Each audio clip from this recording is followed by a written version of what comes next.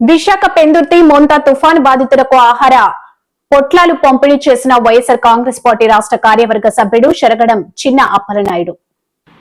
మోంతా తుఫాన్ బాధితులకు ఆహార పొట్లాలు పంపిణీ చేసిన వైఎస్ఆర్ కాంగ్రెస్ పార్టీ రాష్ట్ర కార్యవర్గ సభ్యుడు శరగడం చిన్న అప్పలనాయుడు పెందుర్తి తాండ్ర పాపరాయుడు కళ్యాణ మండపంలో ఏర్పాటు చేసిన పునరావాస కేంద్రంలో ఉన్న ఏకలవ్య కాలనీ మరియు జేఎన్ఎంఆర్ కాలనీ తుఫాను బాధితుల కుటుంబాలకు శరగడం చిన్న అప్పలనాయుడు ఆహార పొట్లాలు పంపిణీ చేశారు.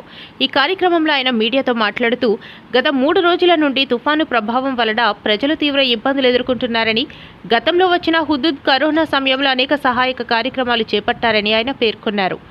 ప్రస్తుతం స్థానిక 96వ వార్డ్ పరిధిలో నీట మునిగిన ప్రాంతాల తుఫాన్ బాధితులకు ప్రభుత్వం అండగా నిలిచి అన్ని రకాల సహాయక చర్యలు అందించాలని ఆయన కోరారు.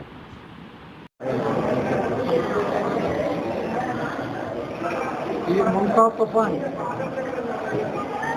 మన ఆంధ్ర తెలంగాణ 2 రాష్ట్రాల్లోనూ కూడా గత 3 రోజుల నుంచి ఎడతెరపు లేనటువంటి వర్షాలు ఈదురుగాలి వలన ప్రజలంతా చాలా ఇబ్బందులు ఎదుర్కొంటున్నారు. దీంతో పాటు రాష్ట్ర ప్రభుత్వం టీఎంసీ కానీ కలెక్టర్ గారు కానీ ప్రభుత్వం తరఫున వారు చేసేటటువంటి కార్యక్రమాలు వారు చేస్తున్నారు. ప్రభుత్వంతో పాటు ప్రజలు కూడా, నాయకులు కూడా స్వచ్ఛందంగా చేయాలనేటటువంటి మంచి ఆలోచనతో మా అందరం కూడా ఇక్కడ విచ్చేసాం. హుదూద్ తుఫాన్ టైంలో కూడా అప్పట్లో కూడా రకరకాలైనటువంటి నిత్యావసర వస్తువులు, సరుకులు అన్నీ కూడా, కాయగూరలు కూడా అప్పట్లో పంపిణీ చేసాం. ఇవాళ కూడా కొన్ని ప్రాంతాల్లో కరోనా టైంలో కూడా చాలా నిత్యావసర వస్తువులు, సరుకులు, భోజనాలు కూడా పంపిణీ చేసినటువంటి కార్యక్రమాలు మీకు అందరికీ తెలుసు. దానిలో భాగంగా ఈరోజు కూడా మన వంతు సహాయ సహకారాలు ఏదో అందించాలనేటటువంటి మంచి ఆలోచనతో కొంతమందికి వేరే ఇక్కడ భోజనాలు ఏర్పాటు చేసింది. ఇంకో దగ్గర కొంతమందికి 3 పార్ట్ల కింద ఏర్పాటు చేయడం జరిగింది.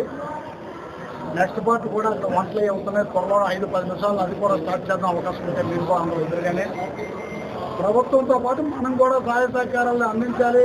కష్టాల్లో ఉన్నటువంటి ప్రజలందరికీ కూడా రాజకీయాలకు అతీతంగా ఈ కార్యక్రమాలు చేయాలన్నటువంటి ఆలోచనతో ఈ మంచి కార్యక్రమంలో పాల్గొన్నటువంటి పెద్దలందరికీ, ప్రింట్ మీడియా, ఎలక్ట్రానిక్ మీడియా వారికి కూడా హృదయపూర్వకమైన ధన్యవాదాలు, నమస్కారాలు తెలియజేస్తూ సెలవు తీసుకున్నాను. జై హింద్.